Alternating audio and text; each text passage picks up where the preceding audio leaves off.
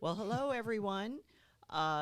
Joanne Dennison here, the Meat Guide, and coming to you with our second episode. We've decided that's what podcasts are called. We just had a chit chat here, Kelly and I, about what our podcast called, and we decided it was episodes. So this is the second episode of the podcast Sit in the Attendee's Chair, focusing on the meetings, events, and hospitality industry.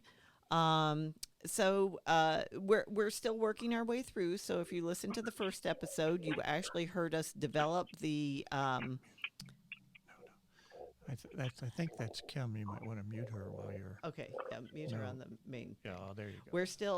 We're still learning as we go along. As you heard in the first one, you actually saw us really truly learn the beginnings of putting it together. So hopefully that was interesting and humorous, and I want this to be a true conversation with me, and a lot of you I know me and know that's pretty much my personality style. Very casual, very informal, hopefully still some borderline professional, but you're going to literally see every time as we develop what this podcast is. So hopefully that just adds interest along with whatever we're talking about.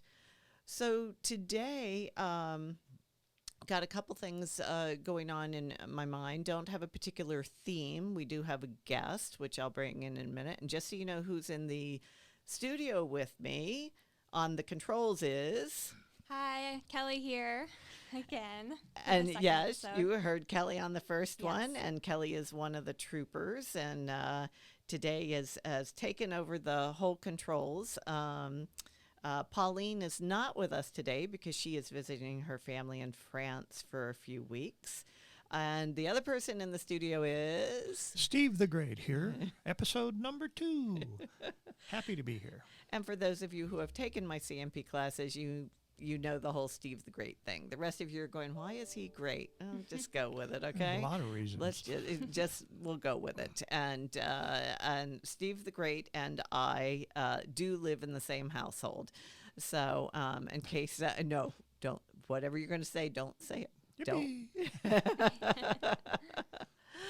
But there have been some interesting things. I want to bring my guest on. My guest, and many of you will know her, or at least know her name, is Kim Cowperthwait, or as Steve would say, The cowgirl. because the last name always has been a struggle. But Kim and I hear Benny in the background, too. We'll talk about Benny Sorry, in a that's my dog. minute. So, Benny's his own celebrity in his mind there. So Benny is a French bulldog, and you can frequently hear him breathing and talking in the background. So does he have his own Instagram account, Kim? No, but I feel like I should do an Instagram, although my daughter is trying to get me to do a TikTok account for Benny. But I don't know TikTok all that well. I just, go down the rabbit hole of watching useless it. time of correct. Of nothing. I still haven't done that. I've probably only seen 3 or 4 that people have sent me to watch, like the one Marianne Don't sent. do it. Don't do Yeah. it. I just finally downloaded the TikTok. I was trying not to for the longest time, but I finally did it, and you really do fall down a rabbit hole. Yeah. You wonder where you talk about found time. Well, you'll lose time if you get stuck in TikTok world. Yeah, I think it's probably better that I don't then. But in fact, the last time I was on it was when Marianne sent the TikTok of the portable photo booth that that we put in the eGuide newsletter. And that reminds me, if you're not on the eGuide newsletter and you would like to be, you can text. I never remember the number, but Steve does. You can text Meet Guide to 22828. And that's Meet Guide, MEET, as in meetings, GUIDE, one word. 22828. And you can be on. I wonder if that's why Steve is the great. Why? That's another reason, yes. Why? Because he remembers the one text number? Yeah. There Okay, are we'll go many, with it. many, many reasons. Well, we'll just go with that. But yes, if you're not on it, it comes out when we get it done. Although now that Sophie, one of the other troopers, has taken it on, it comes out on a more regular basis than it did. But it rarely comes out more often than every 2 weeks, so you won't feel like you're spammed, hopefully. But Kim, it sounds like you're doing sound effects for Halloween. I know. I'm sorry. I got to sit still. Meeting planner. I'm like, oh, I'm on the phone. Let me do all these other things. No, I'm going to sit still. So back to who Kim is. Now that we've met Benny, we've talked about the e-guide and everything like that. Kim is a CMP, or as I'm fond of saying, one of my CMPs, because I tend to be very possessive, mainly because I'm extremely proud, happy, and I hope supportive of the people who do the CMP journey with me. I'm hopefully supportive of people who didn't take the CMP journey with me too, but obviously I've seen what they've put in. And Kim and I met in, what did we decide, January of 2016? I think you are correct. That sounds like, yes. And when she walked into one of my classes, and in a minute we'll talk more about that, but through her CMP journey, we became very close friends. She's a Jersey girl, and at that time I still lived in New Jersey. So tell you what, Kim, why don't you talk about your journey to your CMP before we jump on to other things. And this isn't and Joanne's so great. This is about you and your experience and, helping to support and motivate others to do the same. Okay. Well, first, thank you for having me. I'm very excited. I was all about this podcast and supporting this 100%. The podcasts have become my new coworker since we are stuck at home still, which I do like working from home, but podcasts have become my coworkers. So my CMP journey, I will be brief but thorough. Joanne said we met in January. I went into her class with my books. I was prepared. She was talking. And as she was talking, I kept thinking to myself, I've been doing event planning for years. I don't need to read these books. I'm going to listen to Joanne, take some notes, and I'm going to take this exam in May. I thought I knew it all. Took the exam in May, failed. I deserved to fail because I did everything that Joanne told me not to do. So good to know forward, I had such an impact on you. Well, you did. You did later on, once I got out of my own way and realized that, Kim, you don't know everything. There's a whole other world that you have no idea. So went back, hit the books, went to Joanne's classes, followed all of her directions correctly, did everything that she said. Unfortunately, I still didn't pass, so that's 2 fails. I failed the second time by 1 point, so that was horrible. So Joanne and I had a conversation after my tears, and it was basically I was looking at the questions the wrong way. I was looking for things that just weren't there. So I reading took time more off. into it than was in the question. Were you Yeah, I doing? was definitely reading more into it, looking for things that were there or looking for things that weren't there that should have been there, right? Because you're trained to know what you do, but you have to forget what you do and study the books, study the content, and think strategically. Well, and when you're that studying kind of best all- practices too. Yeah, and when that light bulb kind of went on for me, it was an easier process for me the third time when I took it and finally passed. I will say this. The second time I passed, or the second time I failed, it was hard and it hurt and it was just devastating. So I kind of I'm done with this. This isn't for me. Forget about it. I'm just going to live in my association world and plan my events and just be fine. But that only lasted for a little while because I knew in my heart that's what I really wanted. But what I will say and recommend to all of you folks out there that are considering the CMP or have not taken the exam or have taken the exam and failed, whatever your scenario is, don't wait like I did.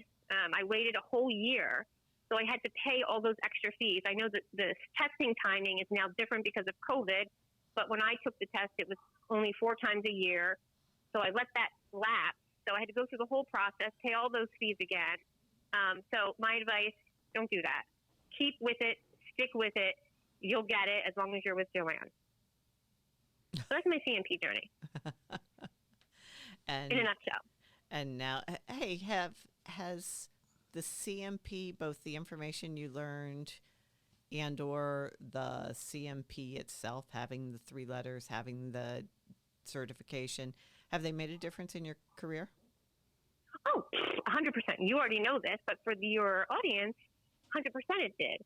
I was working for an association that really didn't understand the value of a meeting planner. And I know that we're all faced with that, right? It's, well, how hard is it to get coffee? Well, it's not just about that. We already know that.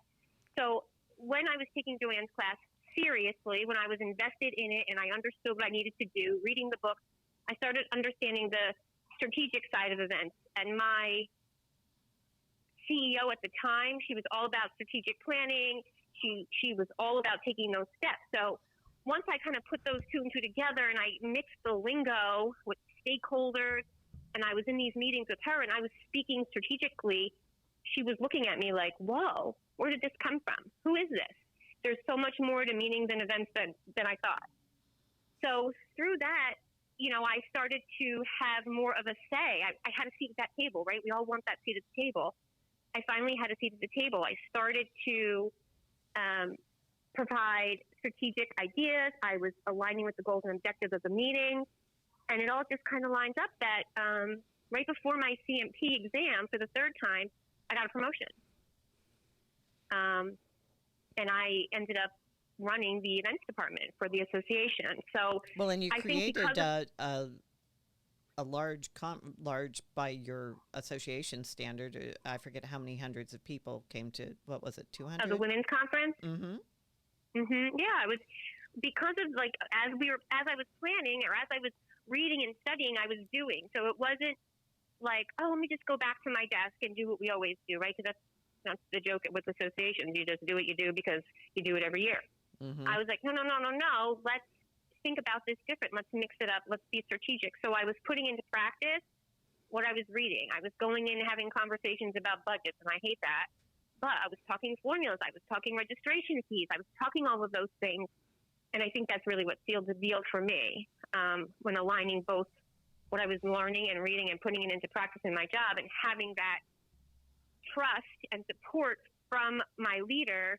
It was a very easy thing for me to do. And that confidence all helped, I think, also with passing the CMP the 3rd final time. Well, and with your help, of course, Joanne, because I don't know. Well, we talk in the class a lot about applying what you learn. You know, unfortunately, even back when I took it 25 years ago, there has been this rumor of, you know, forget everything you know, read the books, memorize the books, pass the exam, go back to what you're doing. And anyone who's been in the room with me or had a conversation with me about CMP longer than 5 minutes knows I do not buy into that I buy very strongly into. These are about best practices. It may not be what you're doing, but these have been best practices put together by hundreds, if not thousands of people. And this is how to learn how to create a better meeting or event. And, you know, when you consider that an adult learning principle is adult learners want to know how and why to apply things, you know, going back and doing them in your job. And yeah, I think you being promoted before you ever even got it is a testimonial to utilizing the knowledge effectively and everything. So, well, very cool. You know, I've been very proud. I am very proud of you, both for thank you. Not giving up. Yes. Don't ever give up. Keep at it. You know, you can do it. You can do it. You can do it. That's what I say. But I know this is not about you, but just shout out to you because you don't like to brag about yourself. But without you, I would not be in the position that I am in. And you know all my stories and struggles. So you are a huge part of that. So for that, I will always be thankful.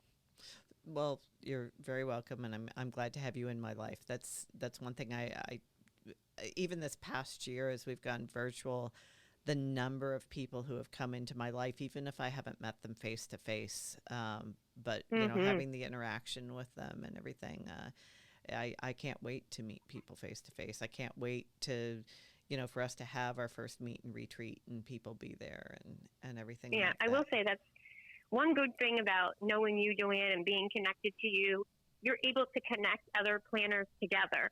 I don't know. Through this crazy COVID year, I've made more friends, CMP friends, and association friends because of you and your connections and that one common bond that we all have. This crazy thing called meeting and event. So. Without you, we wouldn't have the connections. And I told you just the other day, I was on the phone with a planner down in Florida, Tara. I never met her. Still never met her. But you connected us, and I had a question. And I said, hey, can we get on Zoom? I need to run a contract issue by you. Sure, happy to help. We got on, we spoke. It's all about that networking and reaching out. And, so it's great that, you're providing us with this new way to connect with all of our friends. So I thank you for that. You're welcome. And, I think it is really important.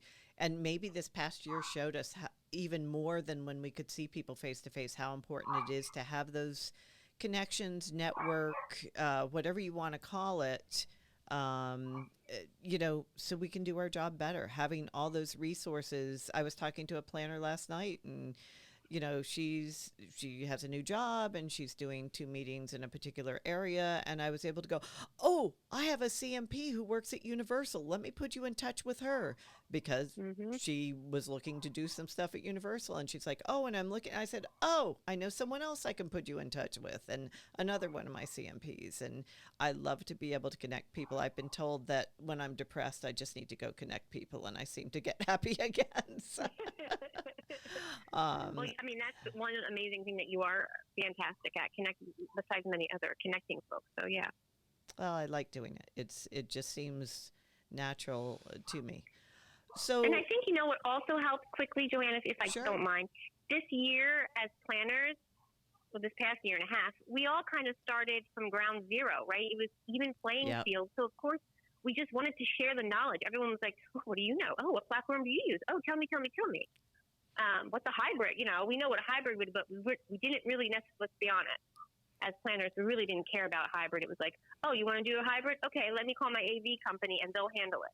No. And that really just meant putting a camera in the room and live streaming 100%. it or something. It didn't mean actually thinking out, what's it like to attend as a virtual attendee. I was just having that conversation with someone yesterday because they're taking one of their events, hybrid big events next year. And she's as of yesterday, one of my new CMPs, and she's already thinking, how do I sit in the attendee's chair face to face? How do I sit in the chair virtually and put together, a program that will truly benefit both? So, we all need to keep talking to people. And I'm hoping that's part of what this podcast turns into, is just hearing that you're not alone, hearing people you might want to meet.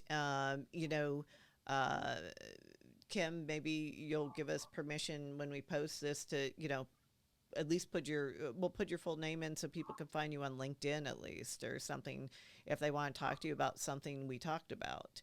Yeah, sure. So let me ask you this. We talked about this, and we talked about how when I taught at Boston University, this was one of the things that came up in my class, is how different the backgrounds are for people who become meeting and event planners. So I think I'm going to end up creating a segment, whether it will be every time or not, called On My Way to Becoming a Meeting and Event Planner, or something along those lines. In other words, what did you do? You got out of high school, and what happened? Did you know in high school you wanted to be a meeting and event planner? No, I didn't even know there was such a job. Yeah. I went to school for marketing. Marketing and HR, I went to school right? for marketing. And HR? And yeah, HR. and HR. Mm-hmm. And HR.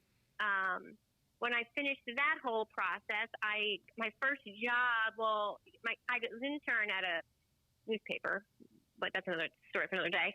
But my first real job, my first adult job, a real big paycheck, I guess, I worked for a conferencing company that did programs for doctors. Like, hey, come to Ruth's Chris, come listen to this exciting new drug, and we'll pay for dinner type of things. I did dinner meetings. That's what I did. That's how I got my start. And I was like, yeah, which many people do. Which many people do, churning out like 300-400 of those a year. So it was fun, and then when they were local, I didn't travel, but when they were local, I could go. I went to Philadelphia, and went to Ruth's Chris, went to Capitol Grill, ate really well, and I was like, there's got to be, I was like, there's got to be more to this. There's got to be more to this. There's got to be more.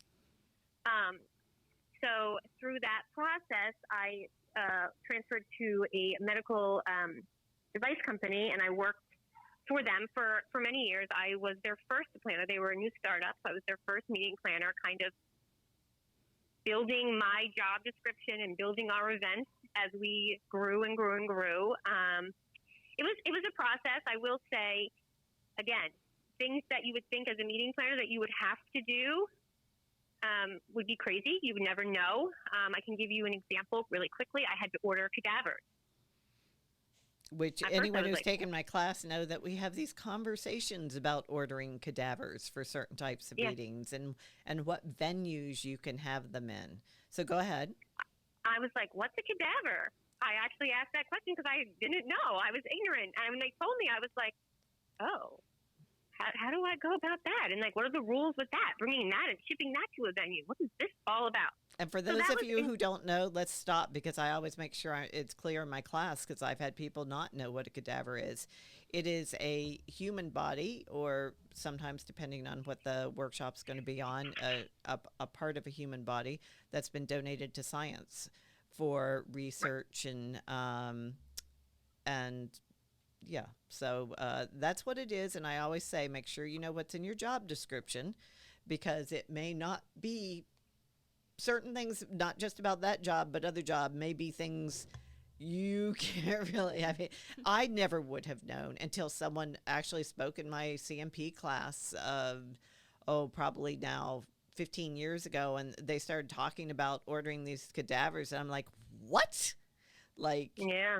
And it's like, well, where do you order them from? Like, So anyway. I mean, there's crazy things. Like you learn where to go to order them. You learn, how they have to be shipped. You learn how you have to dispose of them when they're done.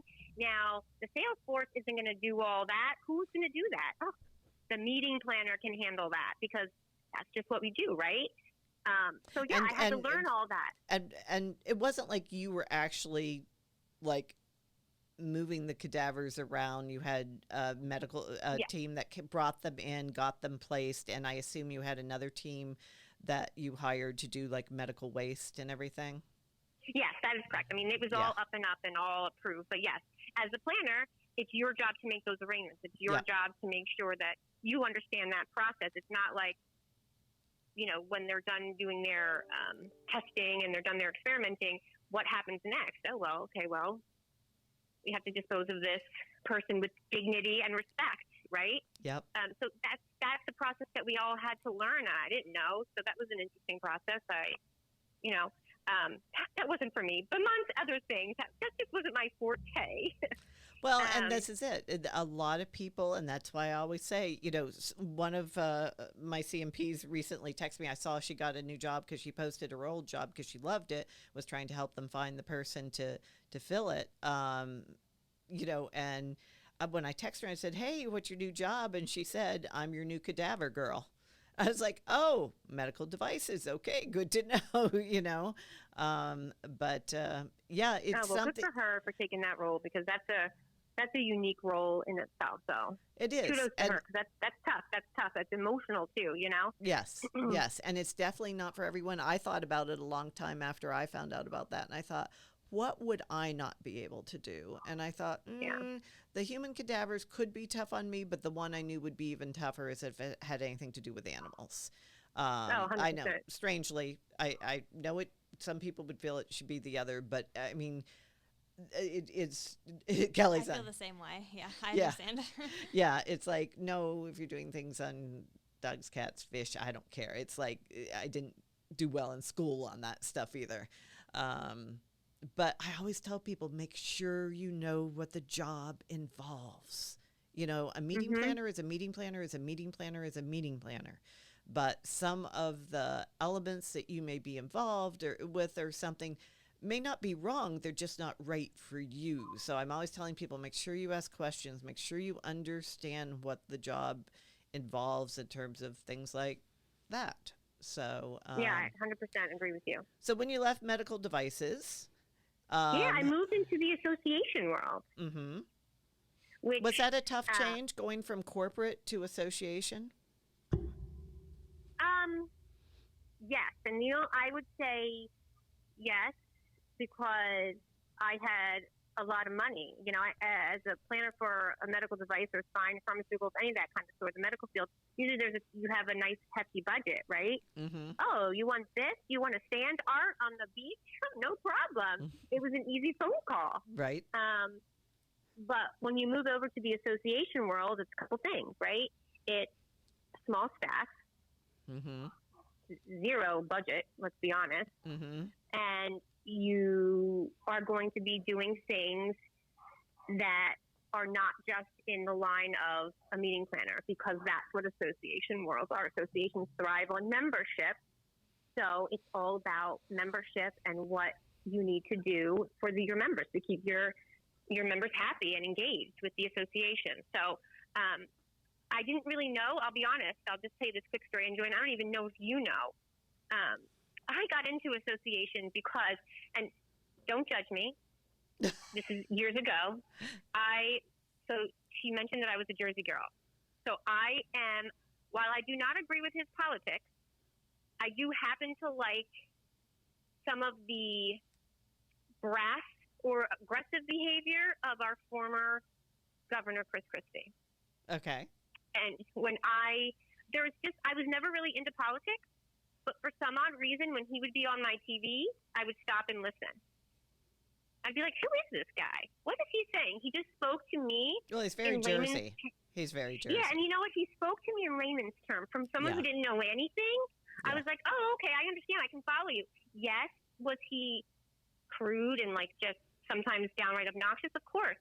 But I just have respect for him. And he really, he made me understand New Jersey politics. Okay. So then that's when I became a passion for, I want to do something in New Jersey. I want to make a difference, or I want to be part of something that makes a difference in my state, because I love New Jersey. And so it wasn't really about party politics. It was about being woken up like, not. I want to do, I know you well enough to know that parties are not your thing, but he got your attention that you wanted to help make a difference, that it was possible for you to make a difference in New Jersey, and you wanted to be part of it. I wanted to be part of something that made my state better. I wanted to be part of that. And that's when I started doing research on association, and I found the association that I went to, and I started out as, a plain old event coordinator and, printing badges, easy things.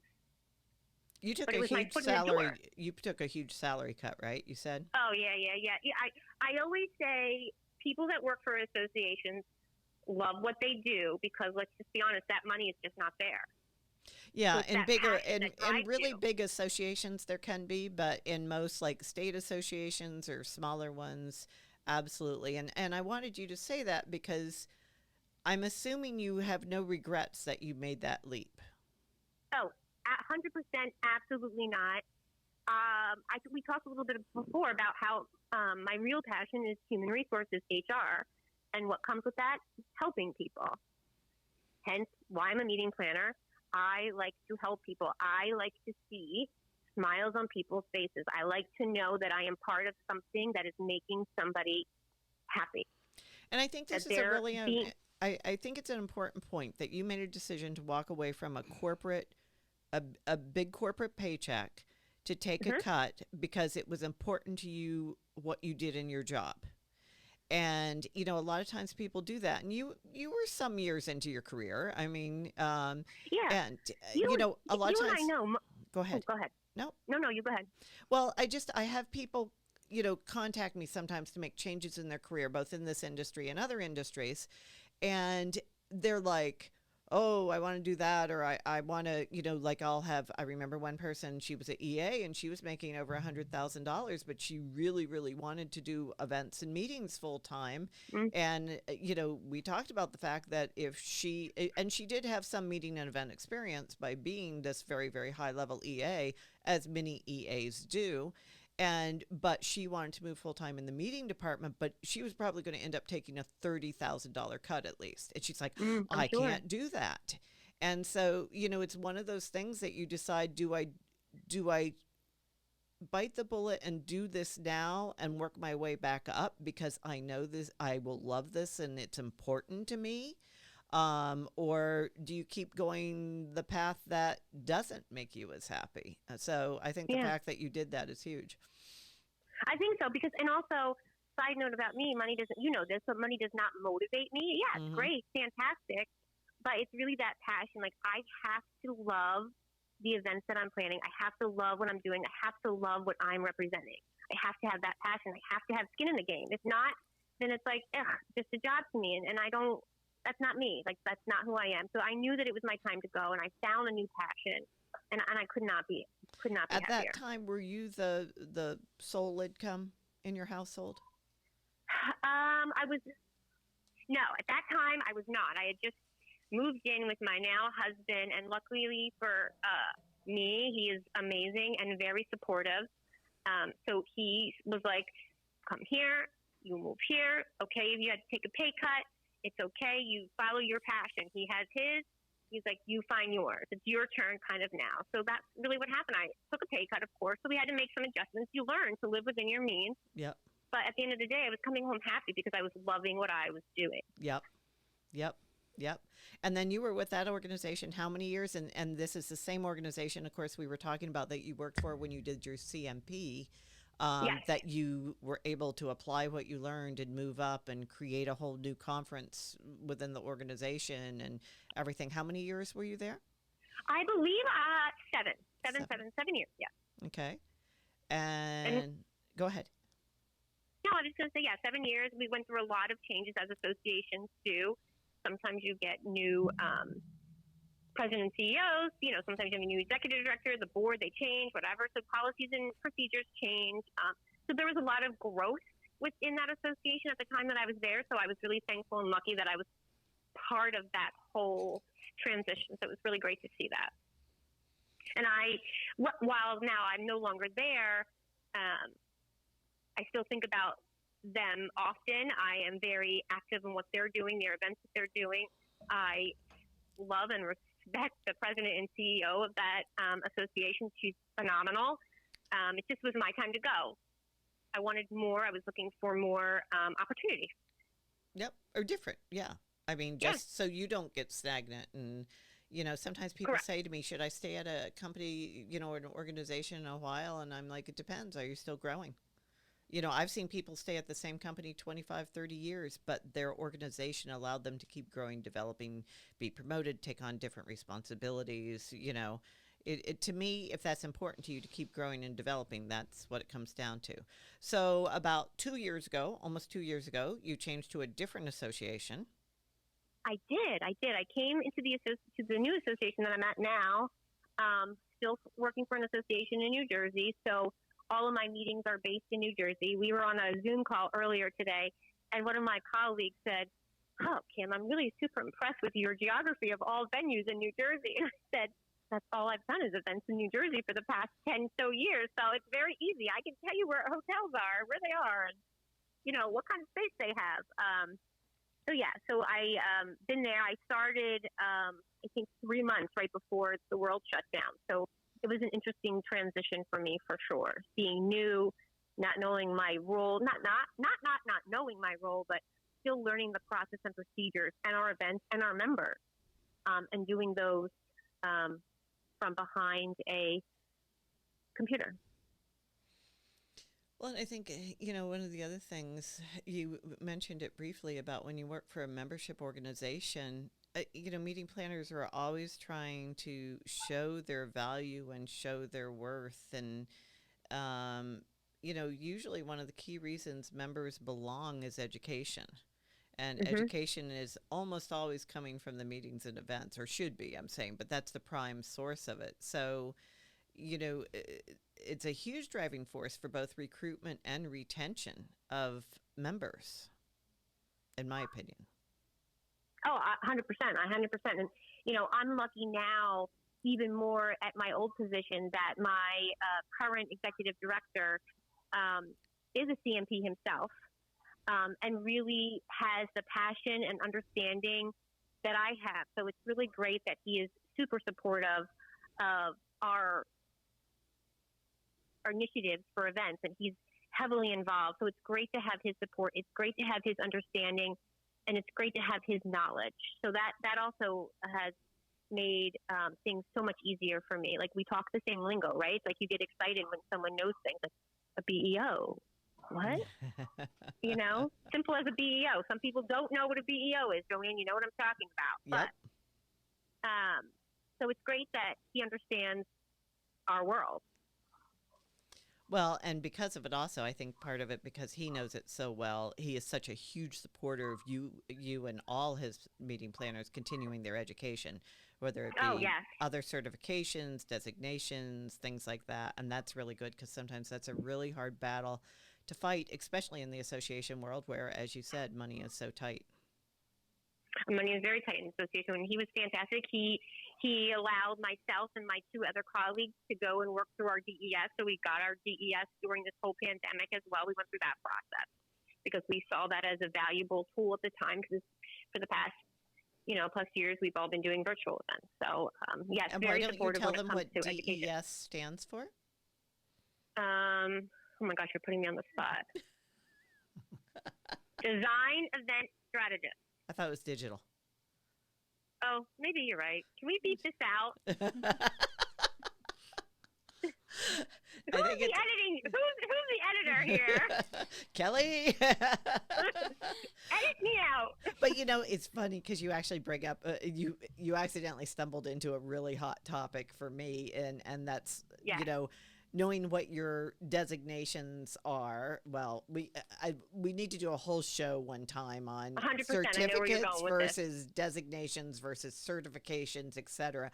But if you've got letters after your name, for Pete's sake, and I don't say this to knock you in any way, shape, or form, know what they stand for. And the reason being, well, no, I'm not knocking you. I can't believe how many times I've opened LinkedIn and seen people in their LinkedIn profile saying that they are a certified meeting planner. And I do freak out.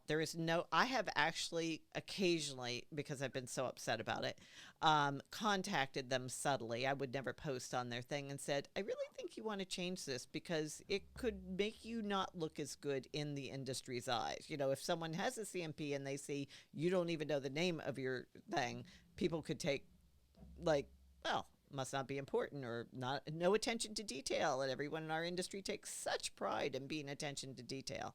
But it is a certified meeting professional. But no, I didn't. But that's a whole nother conversation for another day. But that's a good look. Put that to your list. We didn't come up with that topic. That's a great topic. And for those of you let's try that in better language. For those of you who are listening, we are making lists of topics to go for the future.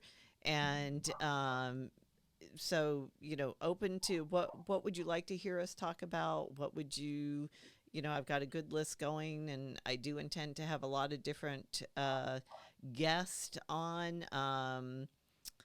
that I think will be good for listeners to hear, people who I have respected and worked with who can add a particular angle. One of the things, and I'm sure Kelly remembers this, so when I taught the Boston University class in spring of whatever year this is, 2021, or the extension of 2020, the way this is going mid-July, is when I had guests, I would try to group them sometimes. So one of the classes was 3 association planners. 3, or were there 4 of you? There might have been 4 of you even. And we talked about what makes it different. And I remember one of the questions was, what's in your trade show floor that, kind of maybe is unique to your particular association? Because when you think about going to trade shows, when our industry has them, every hotel, every CVB or DMO, destination management, marketing organization, even I stumbled there, all the ground transportation. Oh, this was interesting. Yesterday I got an email for a lab company that will come to your meetings and events and do on-site testing for COVID. I thought, okay, that's one I'd never gotten before. There are a few of them out there. Oh, it makes sense. I just hadn't gotten an email promoting it and everything. So, you know, I think it's okay for us to say your association is all legal aspects attorneys. Yes, that is correct. And so what are things on your trade show floor that I probably wouldn't find at mine, or we wouldn't find at the meeting and event industry one? What's there that's unique, maybe not unique, but very specific to your group of attendees?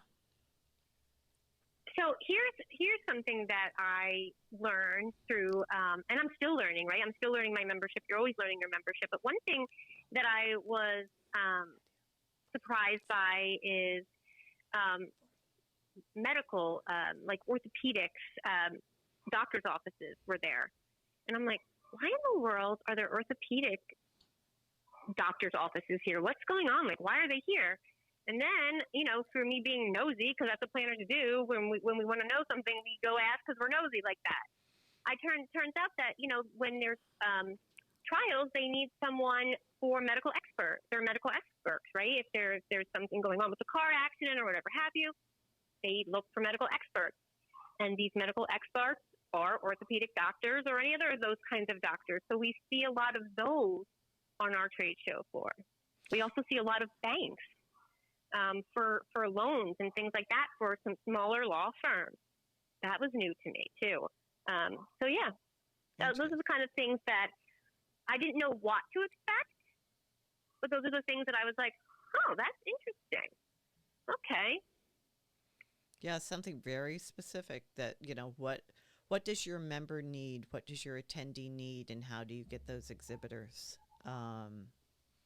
So we were talking a little bit before we started recording about the whole, I had posted an article on LinkedIn about a discussion that had been going on in on a panel and everything about the idea of the compression of meeting rooms, and something that we need to, and meeting space that we need to be aware of as we go into 2022. So the gist of it is, if you haven't read the article, is that 2022 meetings, a lot of them were already booked pre-pandemic. So those are already on the books, and of course the plan right now is for them to go ahead. But 2020 and 2021 meetings, many of them have gotten pushed to 2022. And what the panel, and one person in particular, which I feel bad, I should have looked up their name, talked about was this, you know, there's going to be a huge demand for space and just not enough space to hold all these meetings. Because if you think about it, it's like 2 years worth of meetings in 1 year. And also, as we see happening, a lot of workers are not returning back to hospitality, restaurants, hotels of all different levels. And I have talked to venues, both restaurants, but also hotels, that are having to block out overnight rooms and space because they just don't have the staff to actually fulfill what needs to be done, which has got to be killing them after being closed basically for a year. But Kim, you said, you know, you said you'd be willing to share a little bit about your next 3 meetings that you're looking at and everything, and what you're running into with hotels. Like, what do you see that's being impacted from us going through first, second, and third wave, at least, of the COVID surge? Yeah, no, I think 2 things that we need to, maybe 3 things. I think the first 2 things that I was thinking of that came to mind is that we need flexibility, right? Both the planner side and the supplier side. We need a little bit of flexibility. I think second, there's got to be clear communications, right? Because there's so much going on right now. And as we start to transition into live meetings, there's still things that we need to consider that, yes, okay, maybe, I'm going to say maybe, we're through this pandemic. But are we? I don't know. So we need to have these conversations. We need to talk about room sizes. We need to talk about social distancing. We need to. Are you talking at all about staffing too? Like, yes, Staffing. Okay. We are having that conversation now. Like, what is your staffing ratio? Are you going to be fully 100% operated with the staff that we need for our event to go off without a hitch? What are our obstacles? What can we do? And we're having those clear communications with our hotel. Where are you in this? Like, when is your full staff coming back? Are you fully staffed? Did you make any changes to the room? What is your ventilation system like? Right? Those are things we never even cared about before. Ventilation, what? Right. But now we have to have these conversations. And, we as planners are looking at the rooms differently. I mean, I hate to say this, but, we've all thought about it when we were thinking about planning meetings. Sometimes just shove them in there, right? We'll pack them all in there like a bunch of sardines. Well, we can't do that anymore. I just think that's the new way moving forward. I think to walk in any space, at least let it jam-packed for at least maybe a year or two, there'll be some issues. People will have some concerns. So we need to be mindful of all of that and thinking of new creative ways to do room sets and spacing it out. Maybe it's not 6 feet, maybe it's 3 feet, but a way for our members or whoever you're planning the event for to feel comfortable. All while maintaining a budget and working within what you have. But I will say this, the hotel partners that we are working with, they have been extremely grateful with us, letting us know where they stand, very transparent. We've had a couple venues that we've worked with for many years that have had to increase prices, but they have to, right? Because we already know that there are costs are going up. Well, not we only know that, about the but let's stop on that for a second. Yeah. I'm amazed that people think that we should go back to 2019 pricing, that 2 years later, there shouldn't be a price increase. I mean, even if we hadn't had the pandemic, it should cost more in 2021 than 2019. And the fact that all you have to do is pick up about the shortages in the supply chain and, everything. If we're going to make it work, yes, prices have got to go up. It's been 2 years, but also there is a very unusual situation going on, and it changes day to day. So yeah, pricing. And of course, what's the other one you and I have been talking about in terms of pricing? Service charges? Yep.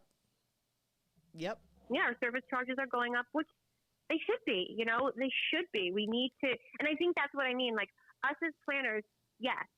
Are we on a tight budget? Of course we're on a tight budget, but we need to re-examine our budget. We need to look at that thinking, okay, even though we maybe budgeted for this meeting 3 years ago, because that's how some associations work. They work 3, 4, 5 years ahead. Yep. We're not the same now. So we need to take a look at, those contracts. And us as planners, we might be a little naive to think that the contract that we may have signed is not going to look a little different. And that's only to help read back the industry, right? Like, that's what I care about right now. Like, I want our industry to go back. I want to see these live meetings. I want to see our hotel partners and our other vendors getting that revenue back. And us as planners can do that by working with them, having a clear line of communication, and we can still pull off a fantastic event, I think, as long as we have that flexibility and communication. Well, and I think, it also goes back to the people. The planners people, but also the venues people. And, we see this, all during, the past year. It's been, frontline workers. We love them. They're stocking our grocery shelves. They're where nobody else wants to be. Then they, serving in the restaurants, cleaning in the hotels, everything like that. Yeah. And now people are going, well, I don't want my meeting bill to go up. Well, something, I'm really willing to pay more if it means someone gets 50 cents an hour more or $1 more or whatever. They're cleaning up after us. They're putting themselves, and it's just amazing that we forget these are not just numbers on a contract. This is how people get paid. Correct. I think that's important too, because sometimes we forget about that, right? Because all planners see is just that dollar number and be like, nah, that's not going to work with my budget. What can you do for me? And then taking a step outside your own world, like your own meeting planning world, and think on the other side, the hotel, the partners, like you said, the folks that have been cleaning that's going to be cleaning our meeting space, the folks that are been cleaning our sleeping rooms, all of those folks, that probably haven't been in work, they're slowly starting to come back, but it's a give and take, I think, for me. And like you said, I would be willing to pay a percent or two more service charge, or maybe a higher food and beverage minimum, if that means that we're bringing back money to this industry. And that's what, in my end, that's the end goal, right? We talk about goals and objectives. So for me, it's not only the meeting being successful, it's also on the back of my mind is we want this industry to come back thriving. Well, and I know even when we talk about, things like some of the new event standards in terms of social impact and everything, we talk about fair labor also. And, if I saw an article the other day that said, Steve, do you remember, what was it? 47 out of the 50 states minimum wage would not allow someone to rent even a respectable 2-bedroom apartment with a bath. Yes. It was a staggering Are number. you kidding? No, very serious. And they said in most cases they couldn't even rent a decent 1-bedroom apartment if your full life was on minimum wage. And of course the minimum wage federal is still $7.50, 7 something. Yeah. A lot of the states have raised it and everything, but they're saying that, and there are people, people blow it off and go, oh, well, the high school students or the college students or whatever, they don't need it. But it isn't. There are people who are literally trying to put a roof over their head and feed themselves and sometimes other people. And so if we're going to look at the social impact of meetings and events, we have to think of those people. And this is why they're not coming back.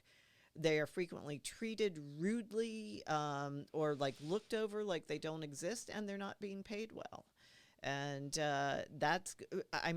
every day I'm seeing a new article on what's holding back hotels and meetings and events right now really reopening is the lack of labor. Yeah, the staffing. Amazing, right? Yeah. So you had a third point. We got off there. I did, but I don't remember it. I said maybe a third. Maybe a third. I said maybe a third, so Maybe I can't think of it. And maybe it'll come to me in something else to state that, but yeah. Well, I'm going to, you and I have been talking. We haven't let Kelly and Steve talk at all. You guys have anything you want to jump in, ask Kim, comment on for Kim? Interesting. At the moment. Nothing? I was You just got listening. nothing? She was just listening. It's all been very interesting, but it's a bunch of stuff that I haven't really thought of about before. So Yeah. It's do you have Me, nothing I can really say on the radio. But good. Yeah, Kim. we'll leave it like that. Well, Okay, Steve the Great.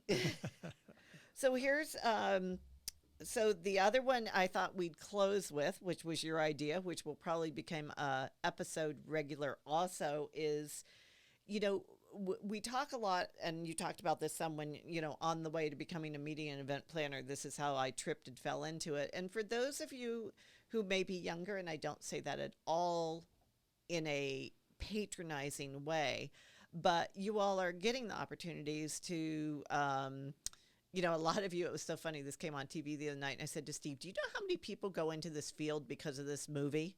I didn't realize it was 20 years old. Do you know what movie that would be? is it the Wedding Planner? Yeah. I Yep, think Kelly- I Kelly- watched it. It was on 2 days ago. Yep, Kelly Goes the Wedding Planner. And that's Oh, J-Lo? Yep. That was a huge one where people went, Yeah. whoa, wait, people do this, and that was just weddings. And now you see more meeting and event planners showing up in meetings in movies and things like The that. Hallmark Channel. The Shout Hallmark out to Channel, them. yeah, they absolutely, that's a big thing to do there too. But for most of us who are, I would say, over 35, which definitely is me, we fell into it one way or another. We just kind of tripped into it, like you said. This was your journey. That's how you started doing it, and everything. But what's amazing, kind of like the cadavers also, is all these things you learn along the way that no one tells you. It's not something they sit down and tell you in an interview. It's not something, and you go, and then you're looking for another meeting planner to go, oh my gosh, is this just my meetings, or do these things happen? Like, is this for real, or is it a joke? Bad joke frequently. And so I think we're going to, we're going to have a segment called Everything That Nobody Tells You. And, you told me a story the other day, which I think is a perfect example, and I've heard similar ones from other people. So why don't you share? This was early on in your career where the story you told me, and maybe it will assure some other people. And this is not a judgment call, whether it's good or bad. We're not here to judge what's going on in this particular case, at least. It's just, I have to deal with that. Yeah. So go ahead, tell your story. And this Yes, was early again, on in your no career. No judgment. Yep. Yes, early in my career, no judgment. My motto, as my daughter says, you do you. So they did them, I guess. So we should have Skylar on today. Yes, she actually was looking for the YouTube video that she did for you. She's like, "Where's that link?" Oh, I'm like, "Wait, who are you showing it to? What are you doing with that link before I give it to you?" It's also on your CMP Prep to Go.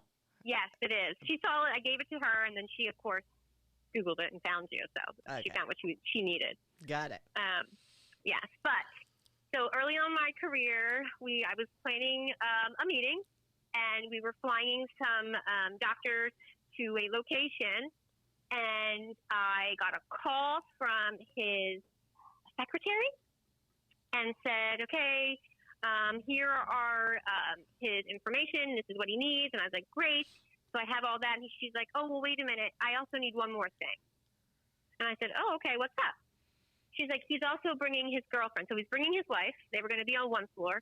And he said, he's also going to be needing a second room for his girlfriend, and they need to be completely different floors on the opposite end of the hotel.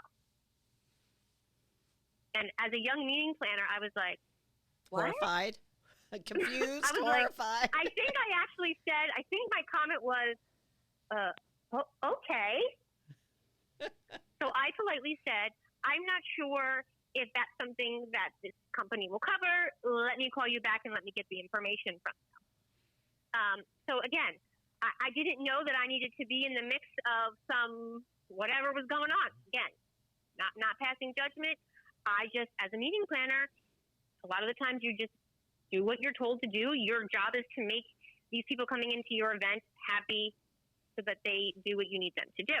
Especially if they're VIPs. And then, get into the whole rules of pharma guidelines, what you can and what you can't do, and all that good fun stuff. So it was, I was intrigued. I didn't know what to do. I was like, what do I do here? Like, I didn't know. So, I did what I needed to do, and they both came. Well, all three of them came, and I did what was asked of me. And no questions asked. It was just, it's one of those things that you go home and be like, I just really had to do this. Like, okay, this is part of now my job. Okay, I can do this. I can keep a secret, So it was that. It was that. So that's a good fun story. Another good fun story I had was Bruce Jenner was a keynote speaker for one of my meetings, and this was before Bruce transitioned and became Caitlyn, and it was right when the Kardashians was starting to get popular. So maybe season 1, season 2, I don't know, but they were just starting to get popular. And first of all, he's a phenomenal person to work with as a keynote speaker. He was very low maintenance, a really nice guy. But he did tell me, I'm not going to answer any questions about my daughter, right? Because it was a bunch of sales guys. Most sales guys are all young 20s, cool guys. And, let's face it, the Kardashian ladies are pretty attractive. So he basically was like, I'm not going to ask any questions about my daughter. So I was like, okay, great. We'll avoid that. So, of course, I communicate with everybody. They get all of their morning notes underneath their door in the hotel room, and one of them was, keynote speaker, blah, blah, blah. Please note he's not going to take any questions about his daughter. Please be respectful. And, of course, microphone goes around, and what do you think happens? Of course. Some idiot. Of course. So there I am, the meeting planner, running to steal the microphone because that's just what meeting planners do. So that was another, fun thing that you just need to be mindful of certain things like that. Know your group, and know probably what I should have done was planted questions. So that way you could avoid that. Well, and now we feed them through the app a lot of the time too, which is really good because you can screen them, which is really nice. But I Oh, think, yeah. yeah, I'm it's sure there's many others, but those are the two things that I think about when I come to mind is like working with someone high level like that and being respectful and being mindful and, knowing your group at the same time too. absolutely. And I think, like you suggested last night when we were talking, is that eventually we'll do a whole show, hopefully a live one where people can even call in and things about, So I would love to hear that. um, But I mean, the horror stories, not horror stories, but yeah, I mean, well, it's yeah, just it's horror stories. what you do when you're a planner. It's like all Hmm. the crazy weird things, some good, some bad, some really important, some I mean, just a day in the life, is kind of what it comes down to. Marianne has some good ones that I know she shared with the BU class when she came in, but I'll let her share those one day. Oh, yes. And also, you can be a purse handler, when you are the guest speaker, all of a sudden she hands you your purse and you're like, Yes. okay, I need to guard this with my life because it probably costs more money than my whole outfit. I don't know. Yep, that too. Yeah. Oh, that's right. I remember kind of when Steve had something he wants to say. No, I was Oh. just thinking that would be a good one for me and my continuing apparent saga of living with a meeting planner. The things that, for instance, I know Cowgirl's husband is a saint as well, Hmm. in living with a meeting planner. But things that those who live with you endure, shall we say. Do you want to talk about your two articles and hopefully what's going to come out of it? The two articles, do I want to get into them specifically just or in general? Title and Oh. talk about them. No, the title was Living with a Meeting Planner, Part 1, and the other one was Part 2. Okay, I but thought it was a little more than that. No, but okay. that's I don't get all that creative, but it's just the things that meeting planners do. I think are totally normal. Pictures of place settings, pictures of chandeliers, pictures of empty rooms, pictures of tables, pictures of chairs, pictures of carpets, Food, flowers. food presentations, center Kelly's laughing. She's already in. She's all in. pictures of I take centerpieces, pictures of signs. signs. Oh, is that to know what type of sign they used for ideas for Yeah, signage? like if I see a cool sign that I like, or like a word, like any kind of like the message boards or anything. Sometimes like, oh, I got to get that. Yeah. Mhm. I've seen meeting planners not even at their own meeting, attending another meeting, separate the knives, forks, and spoons on the clearing tray and Well, and stack the Of plates course. and the coffee cups. And it wasn't even Mhm. their meeting. Well, we know what the staff is up against, and we want it to be efficient, and that's what you do. Or putting up a gazebo in the backyard and making the mistake of saying, oh, we could hang a few lights in there. And that turned into about 65 strings of Christmas lights and Mhm. candles and flowers and chairs and furniture. And it turned into an event space. So anyway, It's never just. It's always more. absolutely, More, always more. more is more. Yes. More is Mhm. more, right? More is more. As long as it's tastefully done. It can be fun tastefully, but tastefully. So what we're trying to convince Steve to do, because he's written these two articles that have been very well received, and if you haven't read them, you can always email me. They may be posted somewhere. I know the links have run in the e-guide, but I can't remember if we have them posted anywhere. I don't think know. so. Maybe we should not put those up on the website or something. Think of somewhere to put them. Okay. But we're pushing for him to do a book. Oh, that would be amazing. That would be like you would give it to Adam, Yes. I'm sure he could identify with many of these things and more, probably. So it'd be written very much from the person who's living with a meeting planner, written for the person who's living with a meeting planner. So we're talking about putting out a call for stories like, what does your family or whoever, friends, Boxes of votive votive candle, votive votive no candle, L. votive candles, boxes of the holders in your basement.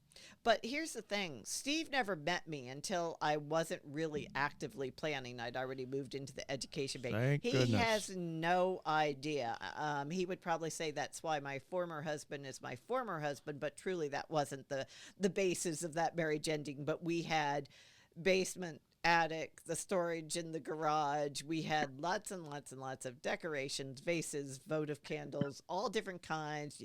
Oh, are we doing a Caribbean Mexican theme? Let me whip out the bud vases that are bright orange, bright turquoise, etc. But so if you have any of those you want to share, you can always, watch for the call. Hopefully we'll get Steve to do it, so it will be ready by the holidays for a good holiday gift for the people who go, I can't believe you make lists, I can't believe you have everything in a binder. Oh wait, can you plan the family vacation? Oh, can you plan the 50th anniversary? But I can't believe you do all this stupid stuff until they want you to plan something for them or decorate something for them, and then it's like, yeah. So they love us and hate us at the same time, which I guess is pretty normal. But. Yeah, you know what, Joanne, if I can just add to that, Steve, now is like the perfect time. Like, so for me, Adam knew what I do. Like, he knows because I talk to him, we talk, but I've been here for the past year and a half. So he's heard my conversation. He sees what I do now. So now he's like, oh my God, you do all this? And I'm like, yeah, and more. Oh yeah, it So is like now they have even more an understanding and a respect for what we do. Absolutely. And I know what a BEO is? Does Adam? He does now. Absolutely. Good man. He does now, and I've actually had him look at them before. That's a really good point, Kim, that a lot of people would have even more stories to share about what their family thinks and, and has learned or is frustrated over in terms of the way we do. Because he did write the second article last year, a few months into the pandemic when, everyone was doing stuff around their home. And I was trying to figure out how we could have company over. So the yard I would have had an outside movie screen. That was like my next step. And he was just like cringing. And then we had a whole ton of rainy weather and hot weather, and we never got that far. But thank goodness. Yeah. Anyway. So, well, Kim, thank you so much for being with us today. Really, really appreciate it. And another thing for everyone to be watching. I don't know that this will probably not be up before, but hopefully you did. I read an article yesterday about watching the Olympics, which starts in a few days. Oh, yeah. From the event standpoint, from the meeting and event standpoint, what are we going to learn about creating large events in this time over, and it looks like we will still definitely be dealing with some pretty big parts of this through the next year. So they're saying that we should all be paying attention to what happens with the Olympics. So hopefully, by the time you hear this, again, because I'm not really sure when this is going to be go up yet, but hopefully we'll be able to have some conversations about what we learned through that.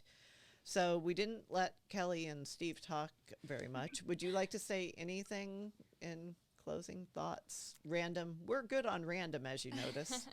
I can't think of anything. I don't know if it's just like being new to a podcast. That might just be a little stage fright, but yeah. I've enjoyed listening. Kelly has been fantastic, though. She has been learning software and new things to do, and she does it quick and fast and good.